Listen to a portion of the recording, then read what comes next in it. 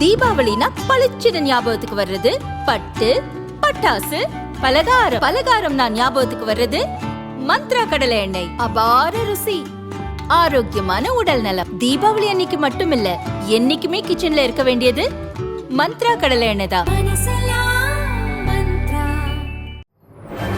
வணக்கம். செய்திச் சுருக்கம். பட்டாசு வெடித்து முடிப்பதற்குள் மீண்டும் ஜனநாயகனுக்கு சிக்கல். நடிகர் விஜய் நடித்த ஜனநாயகன் திரைப்படம் இன்று வெளியாகும் என படக்குழு அறிவித்திருந்தது. ஆனால் மத்திய திரைப்பட சான்றிதழ் வாரியம் படத்துக்கு தணிக்கை சான்றிதழ் வழங்காததால் ரிலீஸ் தேதி தள்ளி போனது. தணிக்கை சான்று வழங்க உத்தரவிடக் கோரி படத்தின் தயாரிப்பு நிறுவனம் சார்பில் சென்னை ஹைகோர்ட்டில் வழக்கு தொடர்ந்தனர். ஜனநாயகன் படத்துக்கு தணிக்கை சான்று வழங்க வேண்டும், மறு ஆய்வுக்கு அனுப்பிய உத்தரவு ரத்து செய்யப்படுகிறது என நீதிபதி ஆஷா உத்தரவிட்டார். தணிக்கை குழுவின் திருத்தங்களை படக்குழு செய்ய வேண்டும், மாற்றங்களை செய்தால் சான்று வழங்கியாக வேண்டும். தணிக்கை குழு தலைவர் அதிகாரத்தை மீறி மறு ஆய்வுக்கு அனுப்பியுள்ளார் என நீதிபதி தன் உத்தரவில் குறிப்பிட்டிருந்தார். தீர்ப்பு வெளியானதும் விஜய் ரசிகர்கள் பட்டாசு வெடித்து இனிப்புகள் வழங்கி கொண்டாடினர்.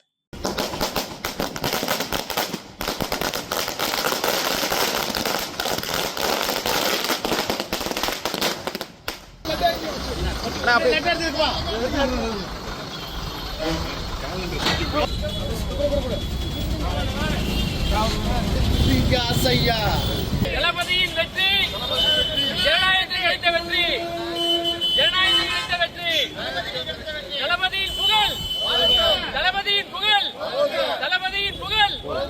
ஆனால் அடுத்த சில நிமிடங்களில் இந்த உத்தரவை எதிர்த்து தணிக்கை வாரியம் சார்பில் ஹைகோர்ட் தலைமை நீதிபதி அமர்வில் மேல்முறையீடு செய்யப்பட்டது. இந்த மனு 12ஆம் தேதி விசாரணைக்கு வரும் என எதிர்பார்க்கப்படுகிறது. ஜனநாயகன் ரிலீஸ் ஆவதில் மீண்டும் சிக்கல் நீடிப்பதால் விஜய் ரசிகர்கள் கொதிப்படைந்தனர். அதையும் வென்று படம் விரைவில் திரையிடப்படும் என நம்பிக்கை இருப்பதாக கூறி சென்றனர். விவசாயிகள் பணம் மடைமாற்றம், அண்ணாமலை கண்டனம். தமிழக பாரதிய ஜனதா முன்னாள் தலைவர் அண்ணாமலை வெளியிட்ட அறிக்கை. தமிழக கூட்டுறவு சங்கங்களில் பழைய பயிர்க்கடன் முழுவதையும் கட்டிவிட்டு பல ஆயிரக்கணக்கான விவசாயிகள் புதிய கடனுக்கு காத்திருக்கின்றனர். ஆனால் திமுக அரசு பொங்கலுக்கு ரேஷன் அட்டைக்கு 3000 ரூபாய் கொடுக்க பணம் இல்லாமல் விவசாயிகளின் பயிர்க்கடன் பணத்தை மடைமாற்றி இருக்கிறது. இதனால் பல ஆயிரக்கணக்கான விவசாயிகள் மன உளைச்சலுக்கு ஆளாகி இருக்கின்றனர். பொங்கல் பண்டிகை கொண்டாடுவதே விவசாயத்தை போற்றுவதற்காகத்தான். ஆனால் தேர்தல் விளம்பரத்துக்காக திமுக அரசு விவசாயிகளை திட்டமிட்டு மோசடி செய்திருக்கிறது. திமுக அரசு உடனடியாக விவசாயிகளின் பயிர்க்கடன்களை புதுப்பித்து அதற்கான பணத்தை விடுவிக்க வேண்டும். விவசாயிகளின் வாழ்க்கையுடன் விளையாட வேண்டாம் என அண்ணாமலை வலியுறுத்தியுள்ளார். அமைச்சரவையில் பங்கா, நயினார் பதில் என்ன?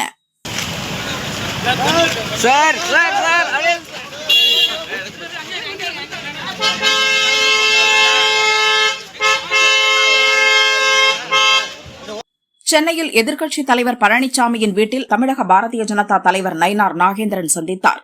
தேர்தல் நெருங்கி வரும் சூழலில் தேசிய ஜனநாயக கூட்டணியில் தொகுதி பங்கீடு தொடர்பாக இருவரும் ஆலோசித்ததாக கூறப்படுகிறது. சந்திப்பு தொடர்பாக நயினார் நாகேந்திரன் கூறியதாவது: பேச்சுவார்த்தை எந்த அளவுக்கு நடைபெற்றிருக்கு சார்? அதாவது பிரைம் மினிஸ்டர் வருகை முன்னிட்டு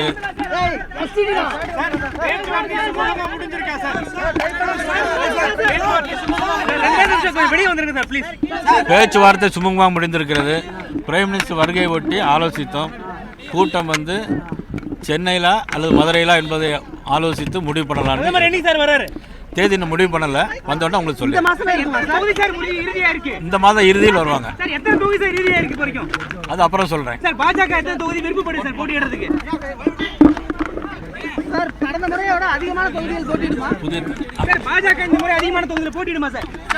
முதல்ல அமைச்சரவையில பங்கு கேட்கறீங்களா சார்? பாஜக அமைச்சரவையில பங்கு கேட்கறதா? நாட்டின் எல்லா பிரச்சனைக்கும் நேருதான் காரணமா? சசி தரூர் பரபரப்பு பேச்சு.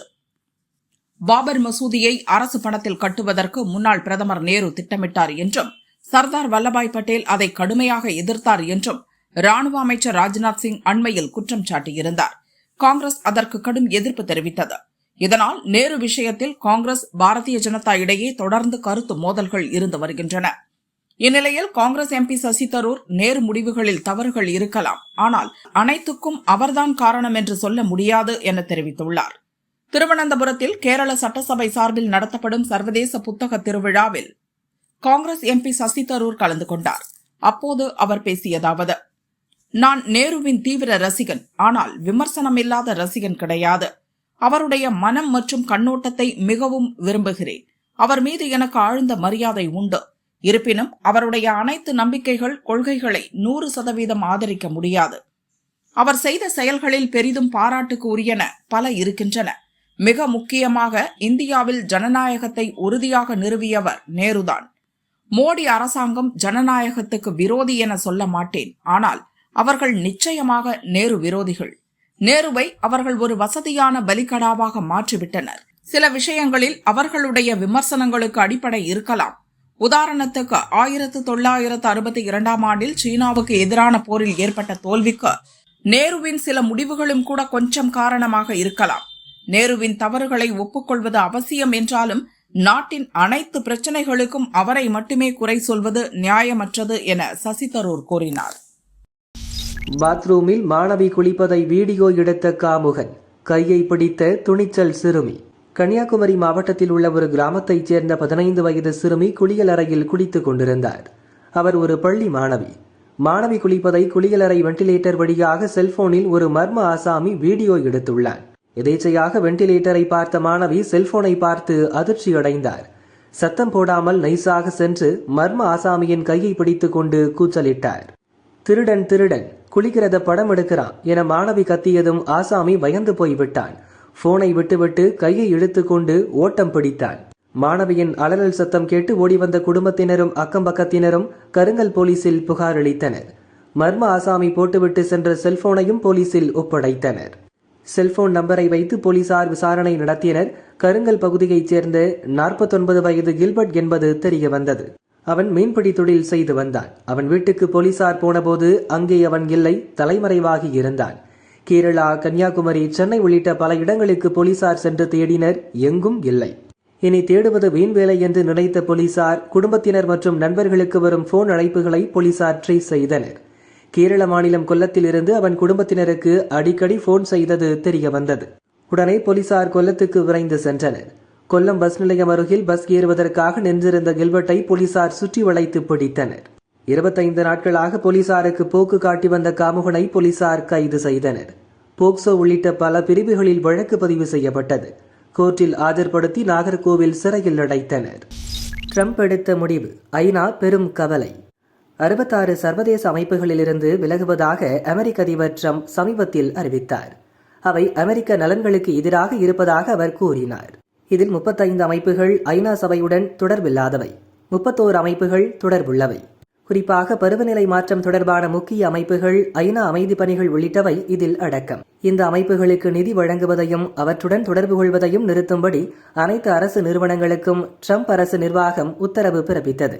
ட்ரம்பின் இந்த முடிவுக்கு ஐநா கவலை தெரிவித்துள்ளது. இதுகுறித்து ஐநா பொதுச் செயலாளர் அந்தோனியா குட்ரஸின் செய்தி தொடர்பாளர் ஸ்டீஃபன் டுஜாரிக் கூறியதாவது: ஐநா அமைப்புகளின் வரவு செலவு திட்டங்களுக்கான பங்களிப்புகளை வழங்குவது அமெரிக்கா உள்பட அனைத்து உறுப்பு நாடுகளின் சட்டப்பூர்வ கடமை. அதை நாங்கள் தொடர்ந்து வலியுறுத்தி வருகிறோம். ஆனால் ஐநா அமைப்புகளிலிருந்து விலகும் அமெரிக்காவின் சமீபத்திய அறிவிப்பு கவலை தருகிறது. ஐநா பொதுச் செயலாளர் அண்டோனியா குட்ரஸ் இதற்கு வருத்தம் தெரிவித்தார். இருப்பினும் ஐநாவின் அனைத்து அமைப்புகளும் உறுப்பு நாடுகளால் வழங்கப்பட்ட பணிகளை தொடர்ந்து செய்யும். எங்கள் பணிகளை தொடர்ந்து உறுதியுடன் மேற்கொள்வோம் என்று ஸ்டீஃபன் டுஜாரிக் கூறியுள்ளார். 1 கிலோ மல்லிகை 6000 ரூபாய். மதுரையில் பூ விலை கிடுகிடு. மதுரையில் 1 கிலோ மல்லிகை பூ விலை 6000 ரூபாயாக உயர்ந்திருப்பது அதிர்ச்சியை ஏற்படுத்தியுள்ளது. மதுரை சுற்றுவட்டார பகுதிகளில் காலை நேரங்களில் கடும் பனிப்பொழிவு நிலவுவதால் பூ வளர்ச்சி பாதிக்கப்பட்டுள்ளது. பூ உற்பத்தி குறைந்து விலை பல மடங்கு உயர்ந்துவிட்டது. இன்று மாட்டுத்தாவணி மலர் சந்தையில் 1 கிலோ மல்லிகை 6000 ரூபாய்க்கும் பிச்சிப்பூ 1200 ரூபாய்க்கும் விற்றது.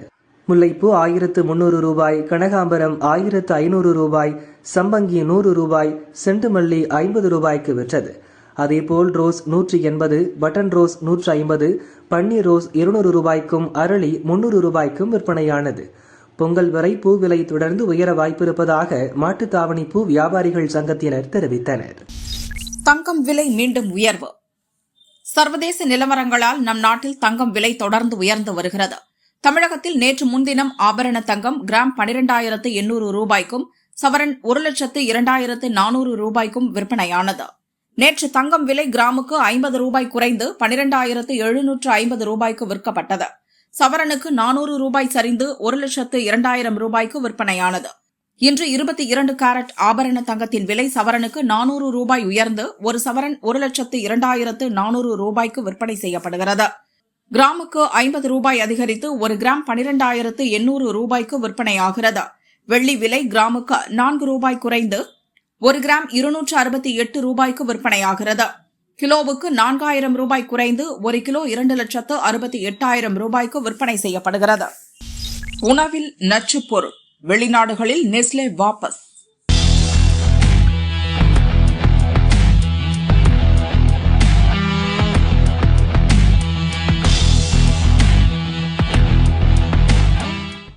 சுவிட்சர்லாந்தைச் சேர்ந்த நெஸ்லே நிறுவனத்தின் மூலப்பொருள் ஒன்றில் தரக்குறைபாடு கண்டறியப்பட்டது.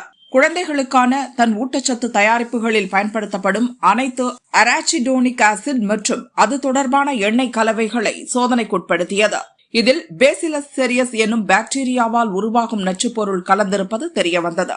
37 நாடுகளில் விநியோகித்த குழந்தைகளுக்கான SMA, BEBA மற்றும் NAN ஊட்டச்சத்து தயாரிப்புகளை சந்தையில் இருந்து திரும்ப பெறுவதாக அறிவித்துள்ளது. நெஸ்லே இந்தியா வெளியிட்ட அறிக்கை. பல நாடுகளில் திரும்ப பெறுவதாக அறிவிக்கப்பட்டுள்ள உணவு தயாரிப்புகளை நெஸ்லே இந்தியா இதுவரை இறக்குமதியோ விற்பனையோ செய்யவில்லை. இந்தியாவில் விற்பனை செய்யப்படும் அனைத்து ஊட்டச்சத்து தயாரிப்புகளும் உள்நாட்டில் தயாரிக்கப்படுபவை.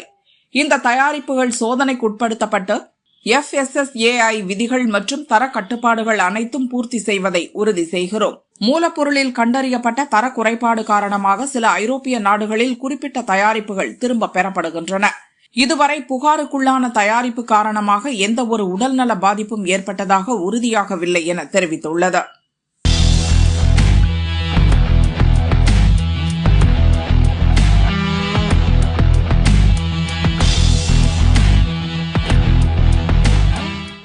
நடப்பு நிதியாண்டில் நாட்டின் பொருளாதார வளர்ச்சி 7.40% இருக்கும் என தேசிய புள்ளியியல் அலுவலகத்தின் முதல் கட்ட முன்கூட்டிய மதிப்பீட்டில் தெரிவிக்கப்பட்டுள்ளது.